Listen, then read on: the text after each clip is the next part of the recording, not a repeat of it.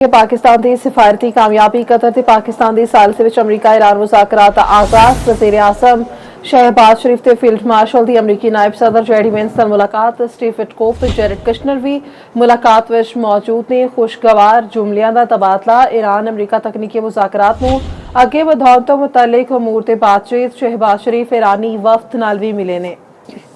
ते इस हवाले साडे नाल मौजूद है तजिया कर एहसन कामरे। बहुत शुक्रिया एहसन साहब तुहाडे वक्त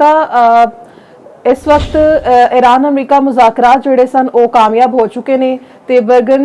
स्टॉक दे विच जिहड़ी तकरीब है वो जारी है, इस बारे तुसीं की कहोगे? देखो जी, पहली गल तो है कि बड़ी वड्डी पेशरफ है और जिस तरह पिछले दिनों जरा 2 दिन पहले कोई डेडलॉक की सूरत हाल जी पैदा हुई सी, लेकिन पाकिस्तान जो एक बार फिर कामयाब होया कि जो दोनों फरीक ने उन्होंने एक बार फिर मुज़ाकरात की टेबल के उत्ते लैके आया। मुफाहमती यादात जी है वो दस्तखत हो, तुहानूं पता जो G7 उत्थे ही उन्होंने प्रेजिडेंट ट्रंप जो उन्होंने ये दस्तखत किए सन और फिर वज़ीर दाखिला मोहसिन नकवी जो ने वो ईरान गए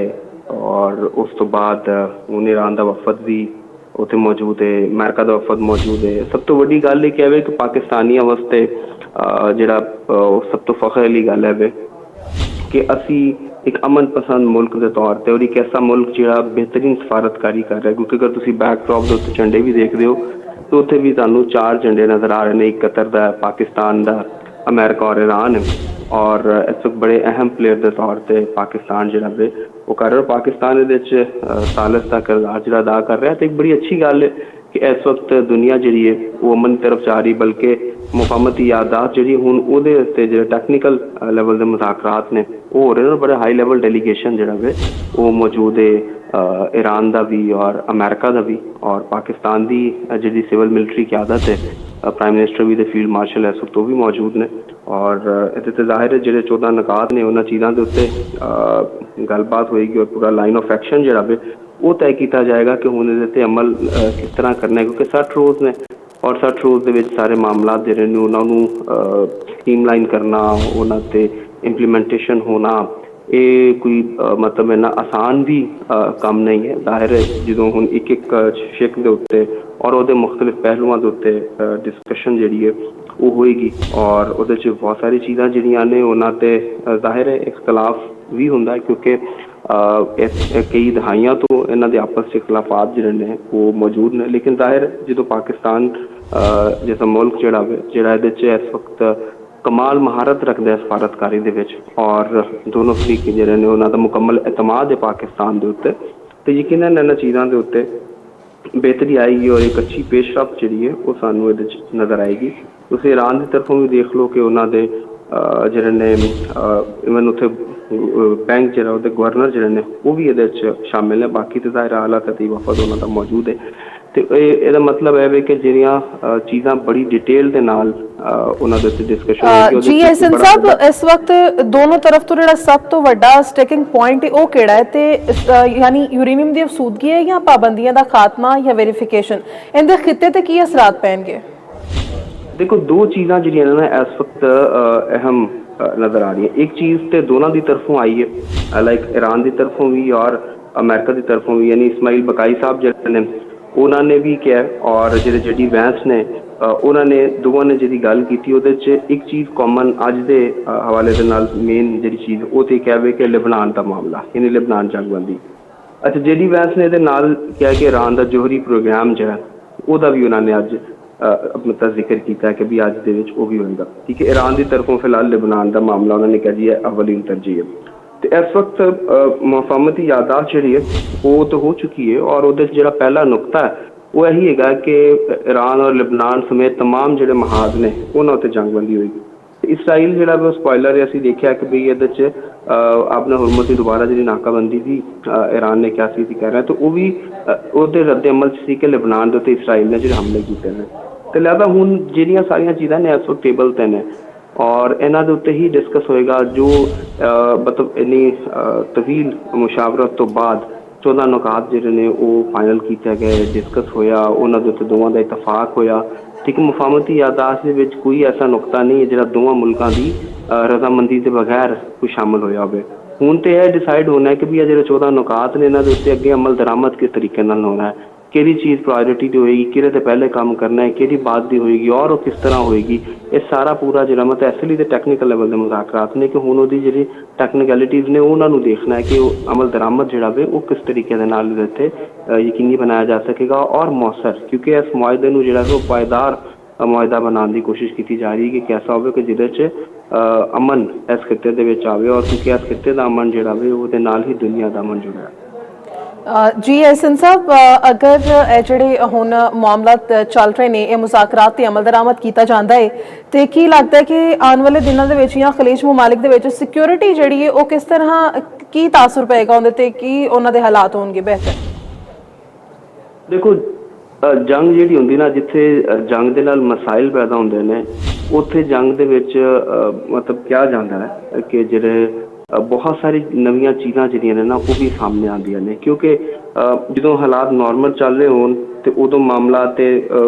ਠੀਕ ਹੋ ਰਹੇ ਹੁੰਦੇ ਨੇ, ਕਿਸੇ ਨੂੰ ਕੋਈ ਪਤਾ ਨਹੀਂ ਚੱਲ ਜਾਂਦਾ ਨਾ ਵੀਕਨੈਸ ਦਾ ਨਾ ਸਟਰੈਂਥ ਦਾ। ਲੇਕਿਨ ਜਦੋਂ ਜੰਗ ਹੁੰਦੀ ਹੈ ਤਾਂ ਬਹੁਤ ਸਾਰੇ ਲੂਪ ਹੋਲ, ਬਹੁਤ ਸਾਰੀਆਂ ਚੀਜ਼ਾਂ, ਬਹੁਤ ਸਾਰੀ ਨਵੀਆਂ ਚੀਜ਼ਾਂ ਜਿਹੜੀਆਂ ਨੇ ਉਹ ਵੀ ਸਾਹਮਣੇ ਆ ਰਹੀਆਂ ਹੁੰਦੀਆਂ। ਦੁਨੀਆ ਨੂੰ ਇੱਕ ਨਵੀਂ ਜਹਿਤ ਮਿਲਦੀ ਹੈ, ਨਵੀਂ ਸੋਚ ਮਿਲਦੀ ਹੈ। ਤੇ ਇਸ ਜੰਗ ਤੋਂ ਬਾਅਦ ਵੀ ਬਹੁਤ ਸਾਰੀ ਚੀਜ਼ਾਂ ਜਿਹੜੀਆਂ ਨੇ ਸਾਹਮਣੇ ਆਈਆਂ, ਇੱਕ ਤੇ ਖਿੱਤੇ ਦੀ ਸਿਕਿਉਰਿਟੀ ਦੇ ਹਵਾਲੇ ਨਾਲ, ਕਿਉਂਕਿ ਦੇਖੋ ਤੇ ਜੰਗ ਜਿਹੜੀ ਹੈ ਉਹ ਇਸਰਾਈਲ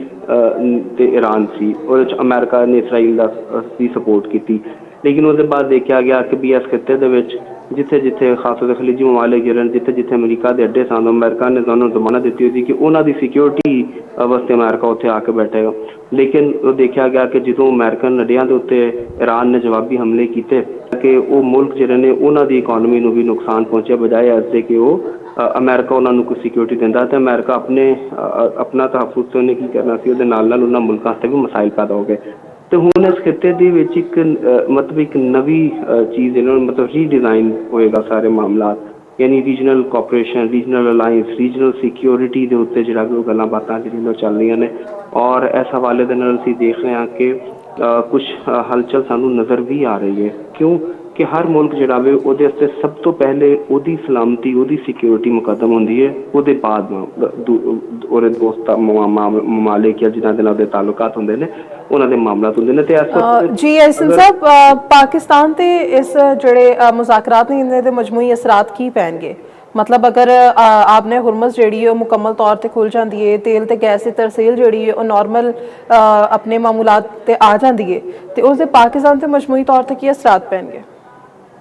देखो पहली गल तो ये कि असरात मुस्बत पाकिस्तान के आना शुरू हो गए हैं और आवाम को मुंतकिल भी हो रहे हैं। एक तो है कि पेट्रोलियम प्राइसिस कमी आ गई, खासे खा कमी आई है, हाले होर कमी जी आएगी, यानी 74 रुपये एक दिन के पेट्रोल की कीमत कमी आना फी लीटर, एक बड़ी बड़ी गल है, क्योंकि तस्वुर यही किया जाता है कि एक बार जो कीमत उत्ते चले जाते तो बहुत मुश्किल होता है और हुकूमतों की नीयत भी जी है वो भी वो भी कुछ सवाल उठाए जाते हैं, लेकिन वो चीज़ नजर आई। दूसरी गल है कि उत्थे पाकिस्तान बॉर्डर जोड़ा वे उत्थे भी कुछ जो इकनॉमिक एक्टिविटी जी है वो जनरेट होना शुरू हो गई। ਹੁਣ ਜਦੋਂ ईरान ਦੇ ਤੋਂ ਪਾਬੰਦੀਆਂ ਉੱਠ ਜਾਣਗੀਆਂ ਤੇ ईरान ਦੇ ਨਾਲ ਜਿਹੜਾ ਸਾਡਾ ਗੈਸ ਪਾਈਪਲਾਈਨ ਦਾ ਮਨਸੂਬਾ ਵੇ, ईरान ਦੇ ਨਾਲ ਸਾਡੀ ਤਜਾਰਤ ਜਿਹੜੀ ਹੈ ਹੋ ਜਾਏਗੀ। ਬਹੁਤ ਸਾਰੀ ਐਕਸਪੋਰਟੀਜ਼ ਐਸੀਆਂ ਨੇ ਜਿਹੜੀ ਅਸੀਂ ईरान ਨੂੰ ਦੇ ਸਕਨੇ ਹਾਂ, ਬਹੁਤ ਸਾਰੀ ਐਕਸਪੋਰਟੀਜ਼ ईरान को ਲੈ ਸਕਨੇ, ਕਿਉਂਕਿ ਇਹ ਸਾਰੇ ਮਾਮਲੇ ਜਦੋਂ ईरान ਤੋਂ ਪਾਬੰਦੀਆਂ ਲੱਗੀਆਂ ਹੋਈਆਂ ਸਨ ਤੇ ईरान ने अपनी खुद मुख्तारी ਜਿਹੜੀ ਹੈ मतलब अपने लोगों को अपने मुल्क को एक खुद मुख्तार मुल्क बनाएगा। बहुत सारी चीज़ों के उत्ते उसका इन्हिसार आलमी मार्केट तो घट की बजाय अपने वसाइल और अपनी टैक्नोलॉजी चीज़ों के उत्ते सी। ते बहुत सारी चीज़ें ऐसी ने जिहदे पाकिस्तान को फायदा हो सकता। साडा ब्रदर इस्लामी मुल्क है, साडे नाल बॉर्डर उसका लगता है और जिन्हां दे नाल साडा बॉर्डर लग रहा होंदा उन्हां दे उत्ते ज़ाहिर इन्हिसार ते दोवां मुल्कां दा ही आपस एक दूजे दे हुंदा और अगर उत्थे अमन होवे, उत्थे सुकून होवे, उत्थे प्रॉस्पैरिटी जिहड़ी है वो होवे, मुल्क अगे वध रहे होण, उत्थे कोई खलबशार इंतशार जैसी सूरत हाल ना होवे ते यकीनन उहदे मुस्बत असरात जिहड़े ने उत्ते आंदे ही आंदे ने। इसे तरह ये कि तुहाडा कोई हमसाया नाल दे घर च लड़ाई चल रही होवे तो उत्थे कुछ ना भी होवे तो कोई गोली तुहाडे अल आ सकदी, कोई वट्टा तुहाडे अल सुट्टिया जा सकता है, कुछ भी ना होवे तो जे लड़ाई हो रही होंदी तो शोर ही तुहाडे घर आके डिस्टर्ब कर रहा होंदा। तो इहनूं इसे तरह ही देख रहे कि साडा एक बिल्कुल हमसाया मुल्क, उत्थे अमन होएगा, उत्थे सुकून होएगा, उत्थे मामलात बेहतर होणगे और फिर उहदे नाल साडे तजारत जिहड़ी है वो होएगी तो सानू ऑयल दे मामलात ने सस्ता ऑयल सानू मिलेगा, साडी गैस जिहड़ी है वो सस्ती हो जाएगी, साडे कोल एक्सपोर्ट्स वास्ते साडे कोल बहुत कुछ है जिहड़ा असीं ईरान नूं दे सकने आ। ਤੇ ਇਹ ਚੀਜ਼ਾਂ ਦੇ ਫਾਇਦੇ ਜਿਹੜੇ ਨੇ ਉਹ ਯਕੀਨਨ ਉਹਦਾ ਤੇ ਪਾਕਿਸਤਾਨ ਨੂੰ ਜੀ ਹੋਏਗਾ, ਬਹੁਤ ਜ਼ਰੂਰ ਸ਼ੁਕਰੀਆ ਹੋਏਗਾ। ਐਸਐਨ ਕਾਮਰੇ ਸੀਨੀਅਰ ਤਜਜ਼ੀਆਕਾਰ ਸਾਡੇ ਨਾਲ ਮੌਜੂਦ ਸਨ। ਬਹੁਤ ਸ਼ੁਕਰੀਆ ਐਸਐਨ ਕਾਮਰੇ ਸਾਹਿਬ ਤੁਹਾਡਾ।